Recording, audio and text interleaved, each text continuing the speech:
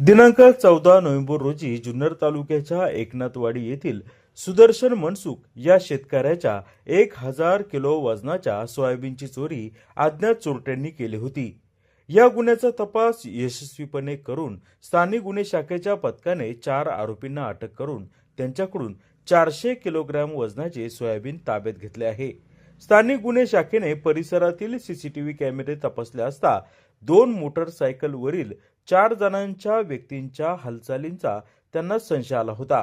या मोटरसायकल सास गावच्या दिशेने गेल्याचे सीसीटीव्ही मध्ये दिसत होते। पोलीस तपासात निष्पन्न झाले की सदरचे आरोपी हे चास गावातील वाडाची वाडी येथील राहणारे आहेत। पोलिसांनी सागर रमेश जाधव वय वर्ष 22, समीर संतोष भालेकर वय वर्ष 21, आकाश बाळशीराम काळे वय वर्ष 19, दीपक गौतम काळे वय वर्ष 26 या 4ही चोरट्यांना 2 मोटरसायकली व 400 किलोग्रॅम वजनाच्या सोयाबीनसह ताब्यात घेतले आहे। ही कारवाई स्थानिक गुन्हे शाखेचे पोलीस निरीक्षक अविनाश शेळीमकर यांच्या मार्गदर्शनाखाली सहाय्यक पोलीस निरीक्षक महादेव शेलार, पोलीस अंमलदार दीपक साबळे, राजू मोमीन, संदीप वारे, अक्षय नवले यांनी केलेली आहे।